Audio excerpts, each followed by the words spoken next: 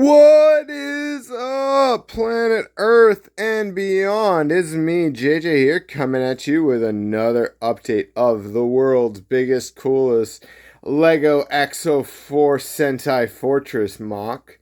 Let's go ahead and get started and look at the little details that we've added this time. As promised, we are still working on this mech. And I've spent a lot of time on Instagram over the last couple months trying to get some inspiration on how to better build mechs. So we're basically going to strip this down to bare bones and we're going to revamp it entirely because I have a much better idea for this and I finally have a direction for where I actually want this to go. So we're going to do that today. I didn't film all of my process in building this, but I did get little snippets here and there. So we're going to go ahead and take a little look at some of the process of me wiring this brain up here and just the really cool parts used from the Dreams lineup. It's some of my favorite pieces, some of my favorite sets, and really the core of what Lego is in Dreams. And I really just love incorporating anything I can from those into these builds. So the main gimmick and main focus of this build is going to be the big light up ball at the back stored full of information that Mecha 1 is going to use to defeat the Exo-force team. After much trial and error, I finally have some leg structure that will sufficedly hold up the body of my Mecha 1 mech here. So really pleased with how this is turning out. I need to go back in and and cover all of the frames here. Make it not look like a bunch of Technic frames holding up a stick. But really pleased to be able to have this overall shape and sturdiness.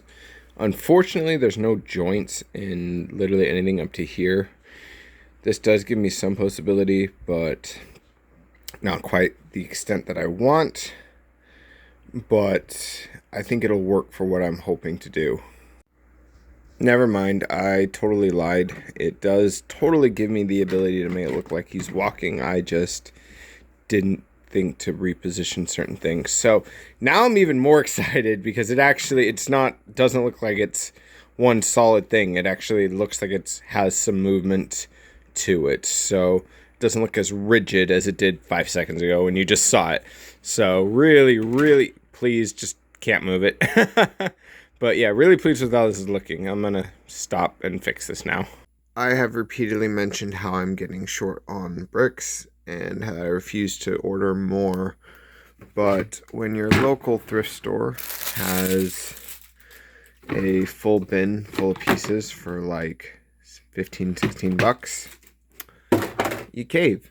And I was able to get all of this, and this is how I fund 80% of my collection. I am a huge thrift store shopper, garage sale, any flea market, anywhere that I can get cheap bricks, that's where I'm gonna go. I've collected the majority of my pieces this way, and while you get a bunch of random pieces that are not Lego, you put those in a bag and you give them back to said thrift store.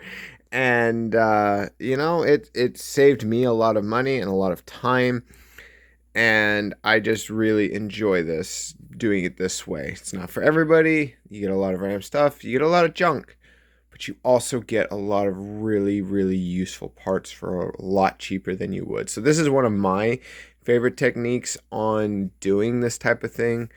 And I just kind of want to share with you how I do that. And here we have kind of a top view of me just building up the back wall for the hangar bay for my giant tank here, my mobile defense unit tank. And I just kind of wanted to showcase. I've had a couple people mention that they enjoy these little speed builds. And so I've been trying to throw a few in here, not showing every little thing I'm doing because I get bored. This will have a light up pack that I don't talk about later in the video, but I will showcase it at some point when I get it more the way I want it to look. But until then, this is what I'm doing for the people that enjoy it.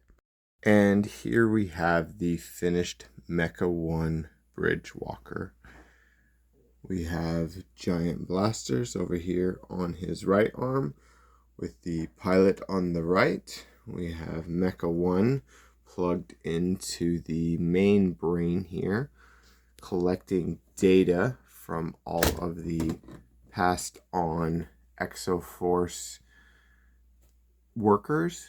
I recently found out that's what all those bones are, is they were stealing the data from the Exo-force team.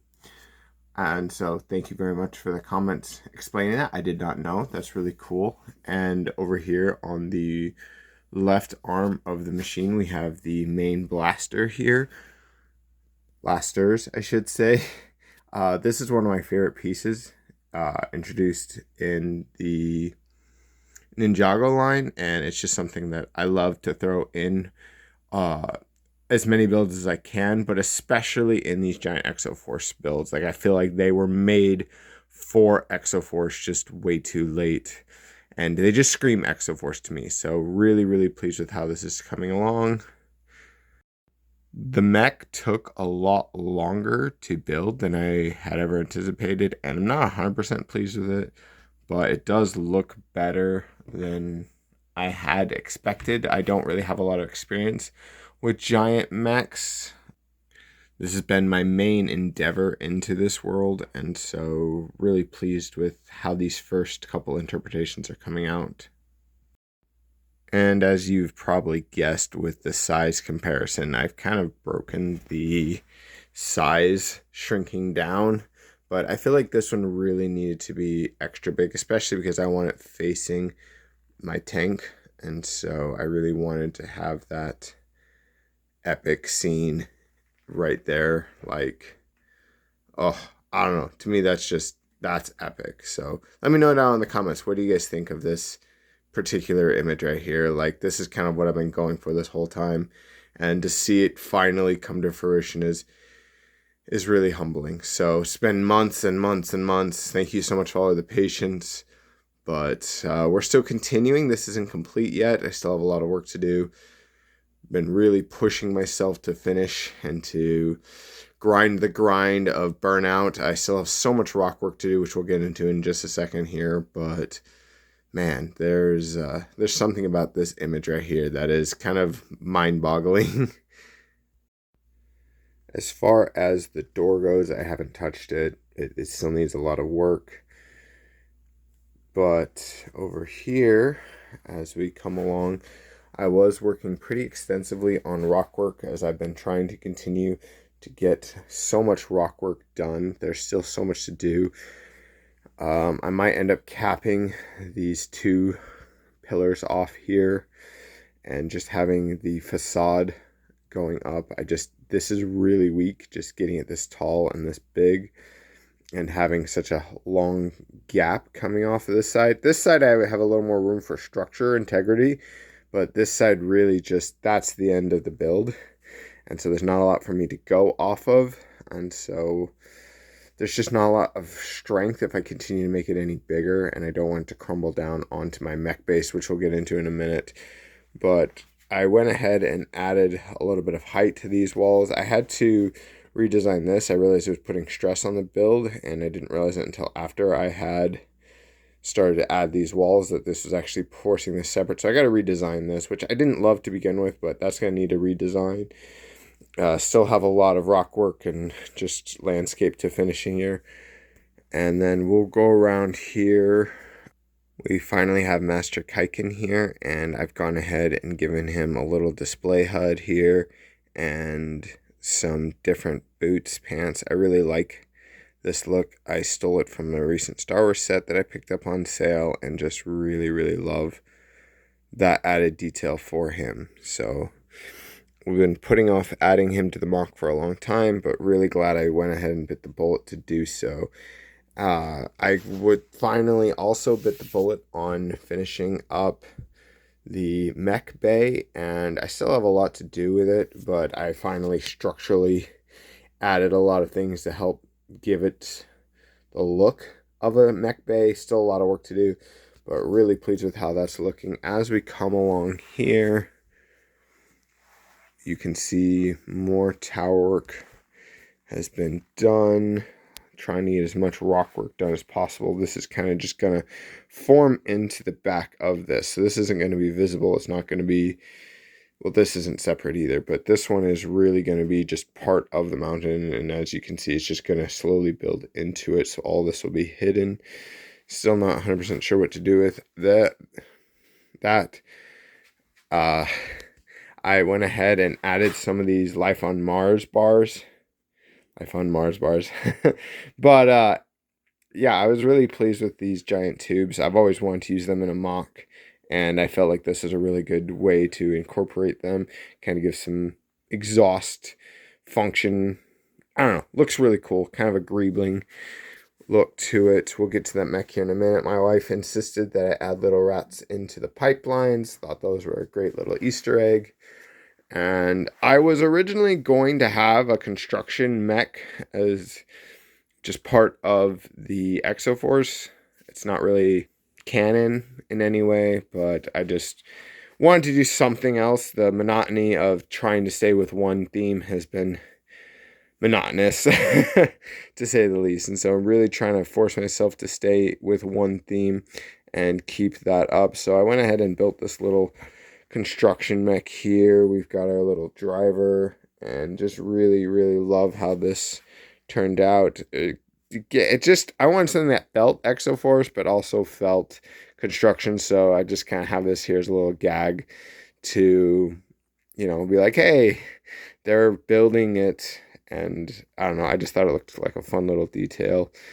We have done quite a bit of work on the interior here, and really pleased with how this is turning out.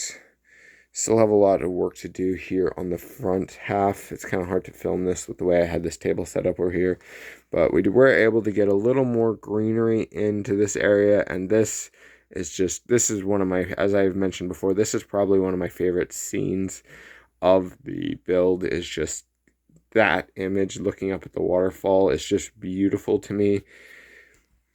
Between the mechs getting built and the tons and tons of rock work that I've added, I also added this entire orange structure here.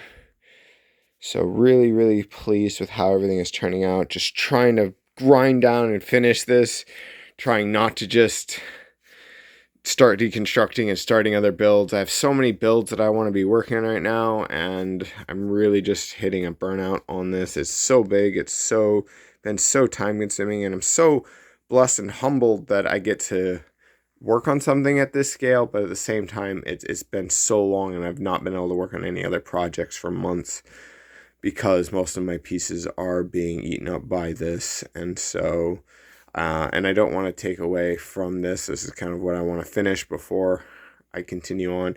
Thanks everybody so much for watching. I really appreciate all of the support, all of the comments. You guys have been amazing. I'm hoping to get this finished and wrapped up soon, but it is still an ongoing, painstaking, long process, and the amount of time it takes to design and build the rocks has been staggering to me. As far as time, that's not something I ever anticipated. So thanks again for all of the support. If you guys have any suggestions or ideas, please leave them down in the comments below. Thanks for all of the likes. Thanks for all the subscriptions. Hope you guys have a wonderful week, and we'll try to not be another 3 weeks before we get another update in. With the holidays and with work, it's been difficult to say the least. Yeah, but till then.